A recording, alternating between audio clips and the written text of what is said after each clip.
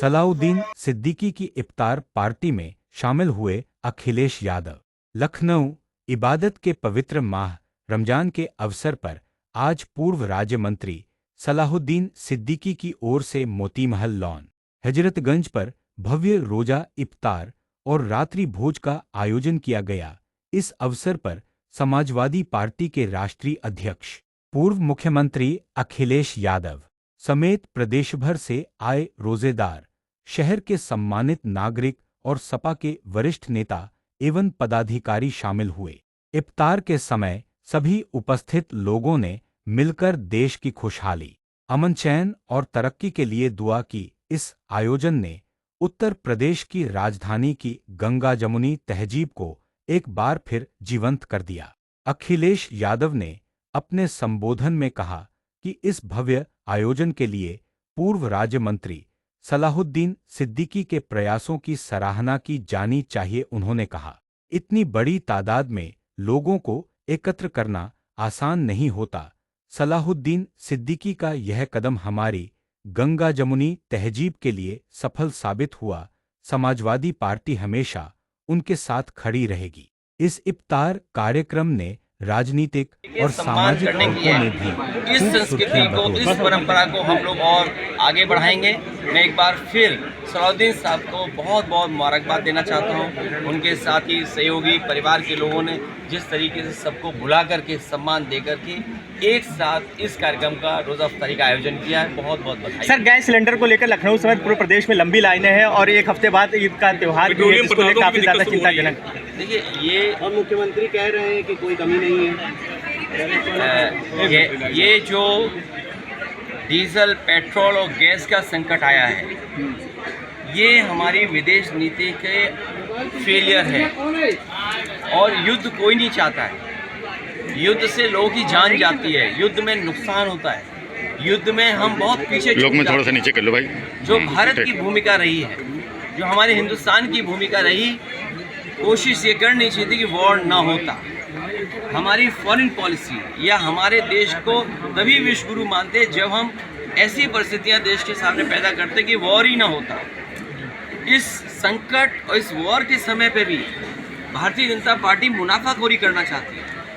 ये जितना कुछ मुनाफाखोरी है, ये सब भारतीय जनता पार्टी के लोग शामिल हैं और कोई अफवाह नहीं फैला रहा है। अफवाह सरकार फैला रही है, मुख्यमंत्री जी खुद अफवाह फैला रहे हैं। अगर आप ऑनलाइन रजिस्टर करना चाहते हैं सिलेंडर, तो ऑनलाइन रजिस्टर नहीं हो रहा है, आपको लाइन में लगना पड़ रहा है। ये किसने आदेश दिया कि इतने दिनों बाद आप सिलेंडर बनाएंगे?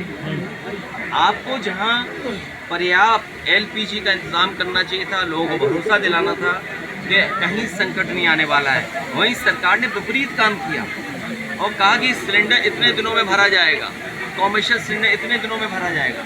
तो अफवाह और फैसला लेने की वजह से ये तमाम कन्फ्यूज़न हुआ, जिसकी वजह से लंबी लंबी लाइनें लगी हैं। पूरे उत्तर प्रदेश में, देश में लाइनें इसी तरह लगी हुई हैं। सर, ऑनलाइन बुकिंग नहीं हो रही है। कर्मचारी को गोली मारी गई, 2 कर्मचारी को, उसके बाद हाफ एनकाउंटर किया गया है। लगातार दावा किया जा रहा है लॉ एंड ऑर्डर में बेहतरी हुई है। देखिए, मुख्यमंत्री के स्वजाती लोग, मुख्यमंत्री जी के स्वजाती लोग समझते हैं लॉ एंड ऑर्डर उनके हाथ में है और उसी का परिणाम है कि इतनी बड़ी घटना बदायूं में हुई। ये सूचना मिल रही है कि जिनकी जानें गई हैं, उन्होंने कई बार पुलिस को ये शिकायत की थी कि उनको धमकी मिल रही है, उनको जान मारने की धमकी दी जा रही है, लेकिन उसके बावजूद भी पुलिस एक्ट नहीं की। इसका मतलब कहीं ना कहीं अहंकार था। जो हत्यारे हैं उन्हें अहंकार इस बात का था कि स्वजाती सरकार है, उनका कुछ बिगड़ने वाला नहीं है। उसी की वजह से इतनी बड़ी घटना हुई है। सर, संभल के जहां अब जो नए सीओ आए हैं वो भी मुसलमान।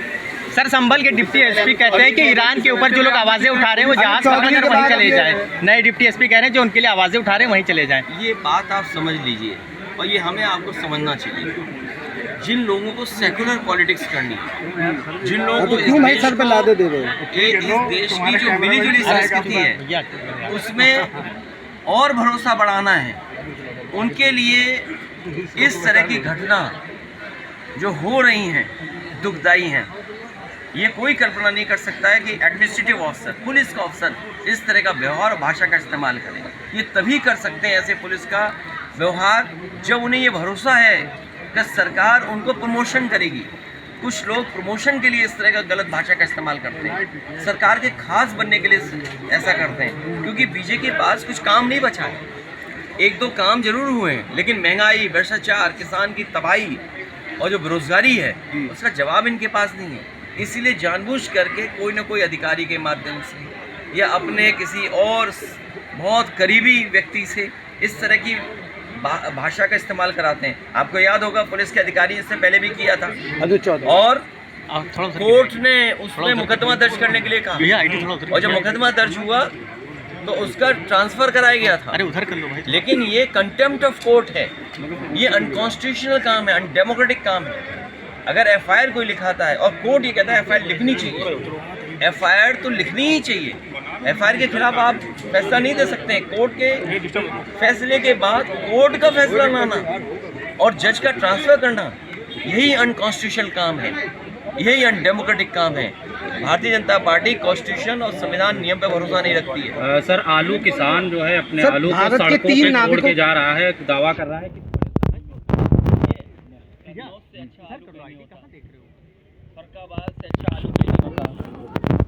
सभी अपने आए हुए मेहमानों का, खास करके आली जनाब मोहतरम अखिलेश यादव जी, जो समाजवादी पार्टी के राष्ट्रीय अध्यक्ष भी हैं, पूर्व मुख्यमंत्री भी हैं, हम सब के नेता भी हैं, और हर शख्स उनसे मोहब्बत करता है। वो आए इस प्रोग्राम में और काफ़ी वक्त दिया, और हमारे रोज़दार आए, रोज़ा खुला, नमाज हुई, दुआ हुई। हम सब का शुक्रिया अदा करते हैं, और आप लोगों का भी शुक्रिया अदा करते हैं कि आप लोग भी यहाँ आए और इस प्रोग्राम को कवर किया, और मुल्क के लिए अमन की दुआ हुई, और यही एक बेहतर रहा कि इसमें रोज़ा अफ्तार में भले अक्सरियत मुसलमानों की थी, लेकिन हमारे गैर मुस्लिम भाई भी शरीक हुए और भी मज़हब के लोग शरीक हुए। तो सब ने रोज़ा खोला, सब ने एक दूसरे से मिले और बहुत अच्छा मैसेज दिया, एक भाईचारे का, एक प्यार मोहब्बत का, एक मुल्क में अमन और चैन का, और अमन में जो मुल्क में एक हम लोगों का आपस में मिल के जीने का तरीका है।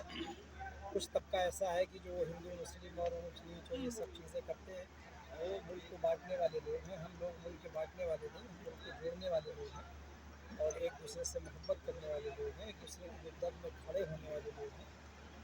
और मैं बहुत खुश हूँ कि सब लोग आए, और आपकी काफ़ी तारीफ भी की कार्यक्रम के लिए। ये उनका बड़ापन है, हम तो कार्यकर्ता हैं, काम करते हैं।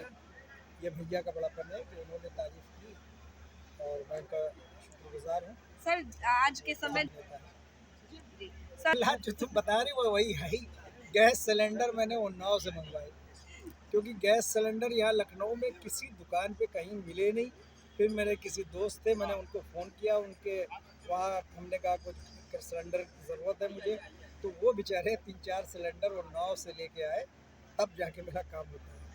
यही सबसे बड़ा। ये इसके बारे में तो आप कहेंगे, हम क्या कहेंगे, इसके बारे में तो मैं कुछ नहीं कह सकता। जिस हिसाब से अखिलेश जी ने काफ़ी, मैंने कहा वो बहुत बड़े दिल के नेता है और बहुत बेहतर इंसान है, और उनके जैसा नेता कोई है नहीं।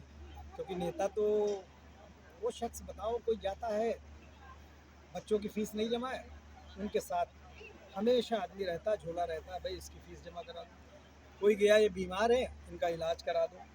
कोई परेशान है तो चाहे इनका छप्पर डलवा दो। वो नेता के साथ साथ बहुत बेहतरीन इंसान है।